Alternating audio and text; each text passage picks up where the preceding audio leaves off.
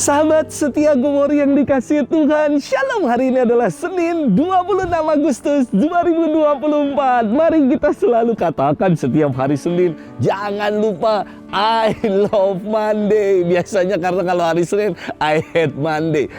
Kalau kita mengatakannya I love Monday. Hari ini kita akan bersama-sama merenungkan firman Tuhan yang diambil dari Injil Matius 23 ayat 13 sampai dengan 22. Kita siapkan hati kita. Haleluya, haleluya, haleluya. Domba-dombaku mendengar suaraku, sabda Tuhan. Aku mengenal mereka dan mereka mengenal aku. Haleluya, haleluya, haleluya. Tuhan bersamamu dan bersama rohmu. Inilah Injil suci menurut Matius. Dimuliakanlah Tuhan. Pada suatu hari Yesus berkata kepada ahli-ahli Taurat dan orang-orang Farisi, "Celakalah kalian, hai ahli-ahli Taurat dan orang-orang Farisi, hai kalian orang-orang munafik, karena kalian menutup pintu kerajaan surga di depan orang, sebab kalian sendiri tidak masuk dan kalian merintangi mereka yang berusaha masuk. Celakalah kalian, hai ahli-ahli Taurat dan orang-orang Farisi, hai kalian orang-orang munafik, sebab kalian menelan rumah janda-janda, sementara mengelabuhi indera orang dengan doa yang panjang-panjang. Sebab itu, kalian pasti akan menerima hukuman yang lebih berat. Celakalah kalian, hai ahli-ahli Taurat dan orang-orang Farisi, hai kalian orang-orang munafik, sebab kalian mengarungi lautan dan menjelajah daratan untuk mempertobatkan satu orang saja menjadi penganut agamamu. Dan sesudah ia bertobat, kalian menjadikan dia orang neraka yang 2 kali lebih jahat daripada kalian. Celakalah kalian, hai pemimpin-pemimpin buta yang berkata, bila bersumpah demi bait suci, sumpah itu tidak sah, tetapi bersumpah demi emas bait suci, sumpah itu mengikat. Hai kalian orang-orang bodoh dan orang-orang buta, manakah yang lebih penting, emas atau bait suci yang menguduskan emas itu? Dan kalian berkata, bila bersumpah demi mezbah, sumpah itu tidak sah, tetapi bersumpah demi persembahan yang ada di atasnya, sumpah itu mengikat. Hai kalian orang-orang buta, manakah yang lebih penting, persembahan atau mezbah yang menguduskan persembahan itu? Karena itu, barang siapa bersumpah demi mezbah, ia bersumpah demi mezbah dan juga demi segala sesuatu yang terletak di atasnya. Dan barang siapa bersumpah demi bait suci, ia bersumpah demi bait suci dan juga demi dia yang berdiam di situ.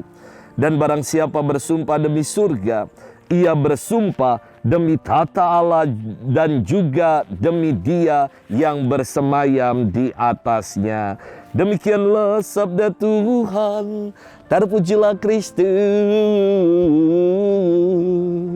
Sahabat setia Gowor yang dikasihi Tuhan, Shalom, salam sehat, penuh semangat untuk kita semua. Dalam Olimpiade Paris 2024 beberapa waktu lalu, Indonesia membawa pulang medali pertama yang dipersembahkan oleh Gregoria Mariska Tunjung dari cabang olahraga tepuk bulu, bulu tangkis.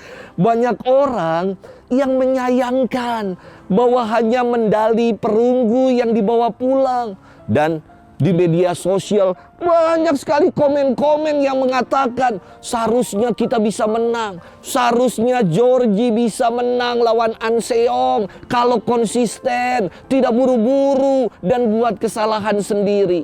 Dan masih banyak komen-komen yang lain ya. Dasar komen-komen netizen bukannya mengapresiasi, tetapi laganya udah paling jago sedunia.